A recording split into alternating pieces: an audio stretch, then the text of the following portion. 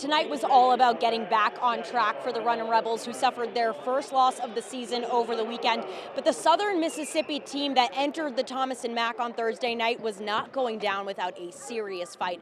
And that's exactly what we got, y'all. It was a dogfight up in here. Starting things off early, EJ Harkless dishes to Luis Rodriguez, waiting on the wing for three. They go, let's run it again, but a little different this time. Rodriguez sending it back to Harkless to knock down a three of his own. Rodriguez, again, guy just loves the perimeter. The Runnin' Rebels trailing by 1 point at the half. On to the second, ball movement around the outside, finished off by Rodriguez to get his guys in front. And this is just an homage to Luis Rodriguez at this point. He was feeling himself. But hey now, the love was shared. Here's Justin Webster doing his part from the corner. The Runnin' Rebels ending on a high note here. EJ Harkless on the fast break. There was no stopping this guy. The shot falls, all on the way to a 74-63 victory.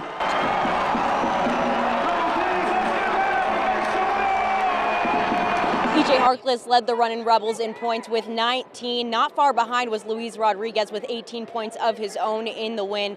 Next up for the Scarlet and Gray, they hit the road after the holiday break to San Jose State.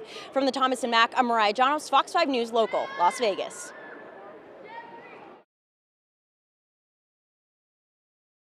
It's not too often you get to witness the good, bad, and the ugly of both teams all in one game, but that's exactly what kind of chaos ensued here tonight at Allegiant Stadium in the Pac-12 championship between USC and Utah. The Trojans came into this game looking for a win in order to solidify their spot in the college football playoff, and it was looking like they were going to pull it off at the beginning, largely in part due to their wizard of a quarterback, Caleb Williams, absolutely wheeling and dealing in the first half, including a 58-yard run of his own, just showing off why he is all but a lock for the Heisman. But as that first half started winding down, the Utah Utes were just getting started. The defense coming to life and the offense to match, tying it up at 17 heading into the break. And while the momentum swung in favor of the Utes in the second half, never, ever count out Caleb Williams. What you can count out, though, is USC's defense. Their inability to stop the run and, frankly, to just make a tackle is what got them into a 40-24 hole with 5 minutes left in the game. The deficit too large for the Trojans to come back from, falling to Utah 47-24 and crushing their hopes of a college football playoff appearance. The Utes now back-to-back Pac-12 champions. Cam Rising was outstanding, obviously the player of the game, the MVP, and well-deserved. He's our leader, and as Cam goes, so goes the offense, and he was on target tonight. Very proud of the guys that stepped up for guys that weren't able to play, and it was great to see those guys pick up the slack and perform very well. Great job by our players, repeating as Pac-12 champs. I mean, what more can you say? Utah quarterback Cameron Rising with an incredible performance, going 22 for 34 for 310 yards and 3 touchdowns. That right there is what led him to become MVP of this championship game. Pair that with Utah's second half shutdown defense, and you've got yourself the 2022 Pac-12 champions. What a night, what a game. I am certainly exhausted, so that will do it for me. From Allegiant Stadium, I'm Mariah Janos, Fox 5 News Local, Las Vegas.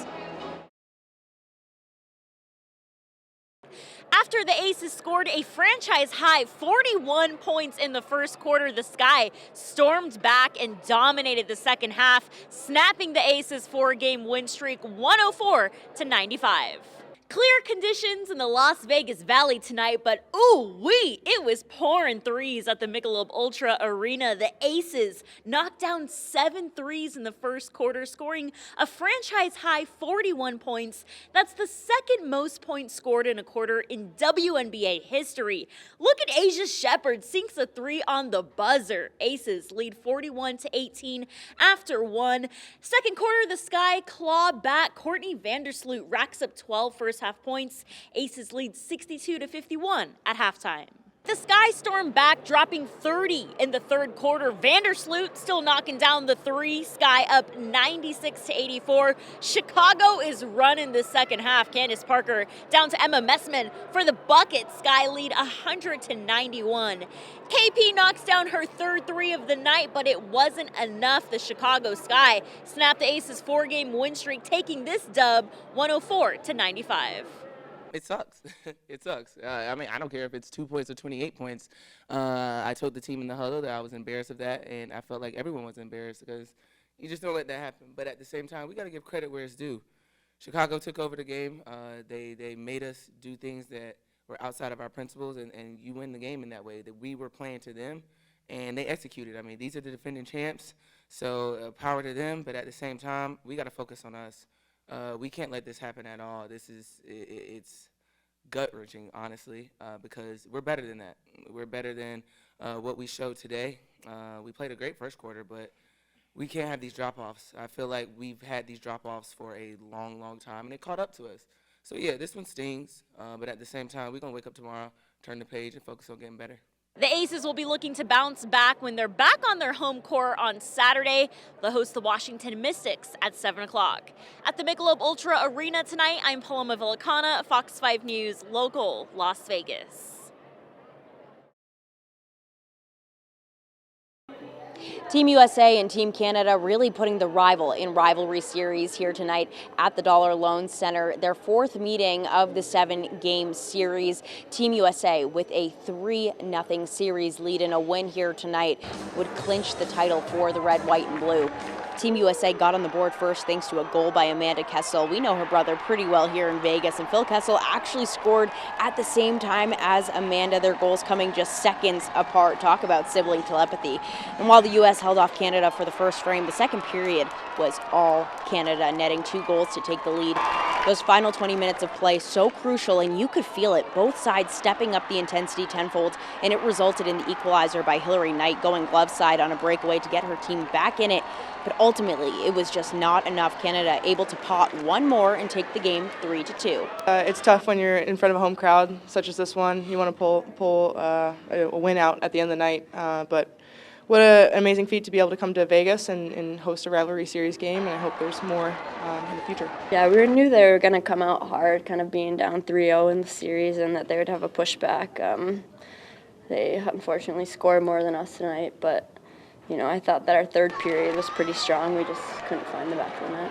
So Team USA handed their first loss of the rivalry series, moving to 3-1. Now both teams head west for Game 5 in Los Angeles. From the Dollar Loan Center, I'm Mariah Janos, Fox 5 News, local, Las Vegas.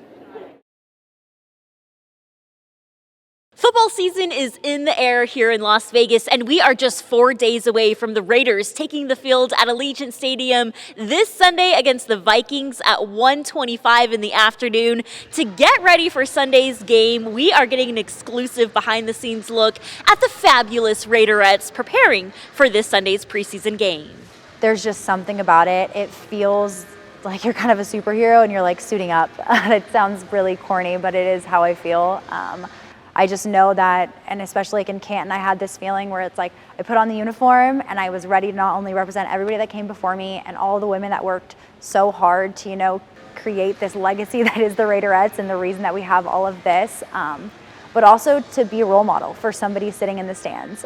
A story you will only see here on Fox 5. We are sitting down with Raiderettes McKenna and Christina, both whose mothers were Raiderettes back in the day, as they tell me just how empowering the Raiderettes are, how involved they are in the community, how they support women and give back to the community. There's so much more about the Raiderettes that we don't see off the football field that is so empowering for women to know. I can't wait to share our exclusive story with the Raiderettes airing this Sunday in our Raiders preseason pregame show that will air at 12 o'clock. At the Raiderettes studio, I'm Paloma Villicana, Fox 5 News, local, Las Vegas.